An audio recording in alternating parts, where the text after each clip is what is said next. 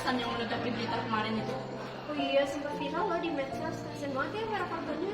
Itu baru petasan, coba bayangin deh kalau nuklir yang meledak. Aku nggak paham deh manfaat teknologi nuklir itu apa. Justru teknologi nuklir itu banyak banget manfaatnya.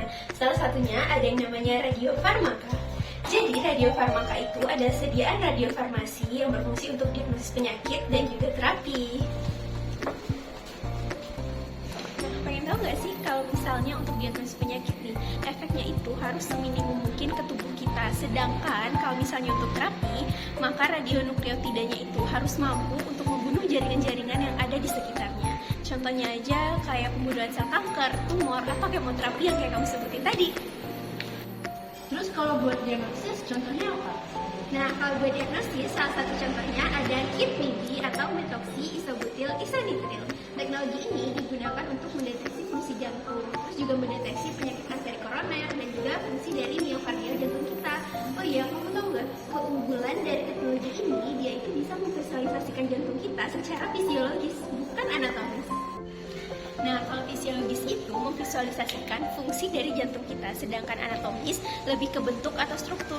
Kadangkala meskipun bentuk atau struktur jantung kita itu tidak berubah, tapi kadang fungsinya ada yang sudah melambat, atau bahkan jaringannya ada yang udah nggak berfungsi sama sekali. Jadi kit ini keren banget kan teknologinya? Oh, jadi MIBI ini untuk melihat fungsi jantung dari orang yang sakit jantung ya?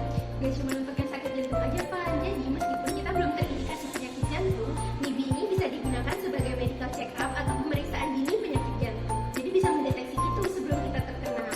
Nah, keunggulan MIBI ini dia itu lebih efektif dan juga tidak menyakitkan seperti kateter jantung. Sedangkan MIBI ini lebih spesifik dan juga lebih mudah. Jadi dia hanya bekerja pada pembuluh darah yang terganggu fungsinya. Efektif banget kan? Terus penggunaannya bisa untuk semua orang atau di usia tertentu saja?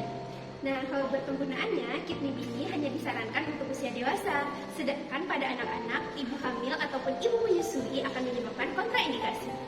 Ada efek samping buat tubuh kita nggak sih? Kalau penggunaan secara umum sih nggak ada efek samping ya. Tapi bagi beberapa pasien yang sensitif, efek sampingnya itu dapat berupa pusing, terus juga kulitnya kemerahan, mulutnya terasa kering, bahkan sampai ada yang menyebabkan rasa pahit di lidah. Oh iya, kit MIBI ini udah aman banget karena sudah mendapatkan nomor izin edar dari BPOM dan juga sudah diproduksi oleh PT Kimia Farma.